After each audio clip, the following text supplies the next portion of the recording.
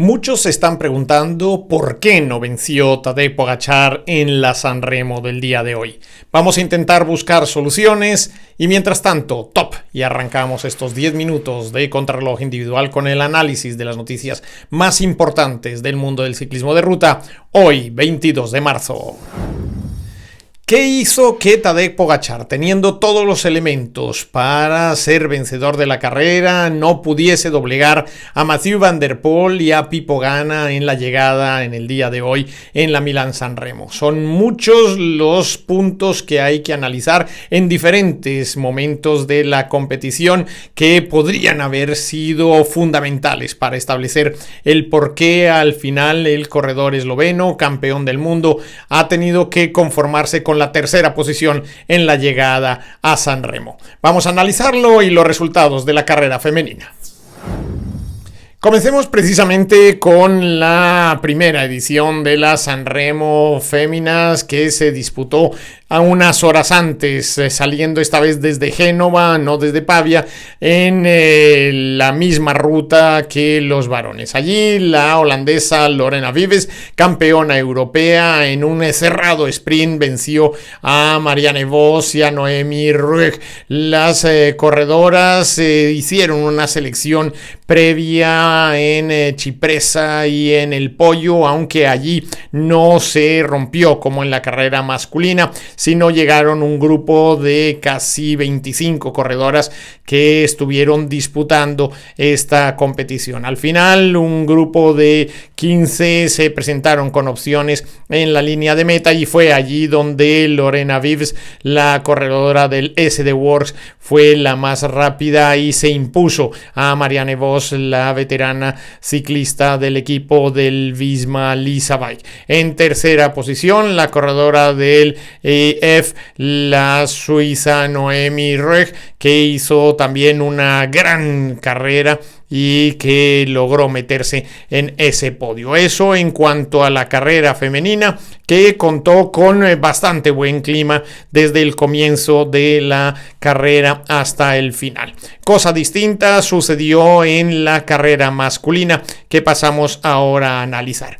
Y es que cuando salió a las 10 de la mañana desde Pavia el equipo o el grupo de corredores que iba a disputar los 289 kilómetros de la Milán en San Remo, lo hacía bajo una lluvia muy pertinaz, muy molesta, que llegó a ser casi tormentosa en algunos lugares de la carrera. Hasta llegar al Turquino fueron más de 3 horas en las que la humedad, el agua, el viento fueron desgastando poco a poco a los corredores. A los 5 kilómetros se había formado ya una fuga de 8 corredores, 3 de ellos del Vini Fantini, 2 del equipo del Bardiani, un corredor del Lotto y 2 más del equipo del Arkea. Ellos mantuvieron hasta prácticamente promediar los últimos ascensos de la carrera esa distancia que el pelotón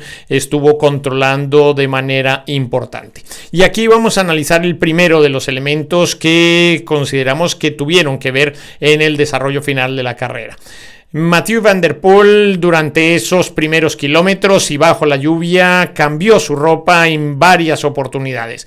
No solo el chubasquero, el cortavientos, sino que lo hizo también con los guantes y con el resto de la indumentaria. Y esto podría haber sido el primero de los elementos que generó una diferencia sobre el resto de los corredores que disputaban esta carrera. Una vez que se pasó el Turquino, cuando ya se secó la carretera, dejó de llover, las circunstancias fueron distintas y creo que el ahorro de energía para paliar el frío y las circunstancias meteorológicas jugaron a favor del corredor holandés, que a la postre, y en ese momento no se sabía, podría ser el ganador de la carrera.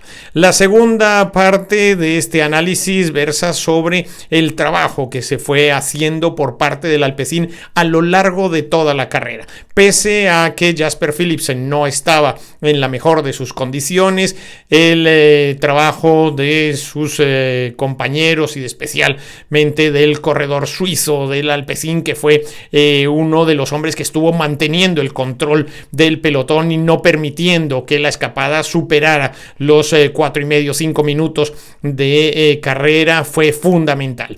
También el trabajo que había realizado el Lidl Trek de control y sobre todo de manejo de las posiciones que serían fundamentales en los momentos decisivos de la carrera. Ese trabajo en el que no se vio al equipo de los Emiratos podría haber sido también una baza a favor de los corredores del Alpecin, que fueron los que al final tuvieron la iniciativa de controlar los elementos que darían a la postre el triunfo a Mathieu van der Poel. Ese papel también lo vino a realizar en los últimos 50 kilómetros el equipo del Ineos, que había asumido también con Pipo Ganna el colocarse muy bien antes de iniciar sobre todo los cabos y sobre todo la entrada a Cipressa. En esa entrada a Cipressa viene el momento en el que aparecen los corredores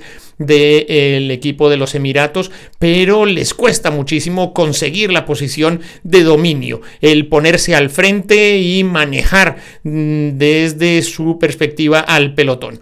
Hubo una gran lucha por conseguir las posiciones y no solo esto, sino también la velocidad a la que se estaba marchando en ese grupo donde estaban los favoritos. Aquí viene otro elemento muy importante, y es que cuando se pone a trabajar el equipo de los Emiratos, especialmente cuando se va a lanzar el ataque de Tadej Pogačar, es Jonathan Narváez el que deja absolutamente toda su energía para llevar a su jefe de filas hasta adelante y que pueda desde esa posición de ventaja tomar la decisión de salir del pelotón. Pero como el control que habían venido realizando tanto los corredores del Ineos como del equipo del Alpecin, no se produjo la sorpresa que podría haberse dado en otras circunstancias, y tanto Mathieu van der Poel como el propio Filippo Ganna, incluso Romain Grégoire, consiguieron de alguna manera mantener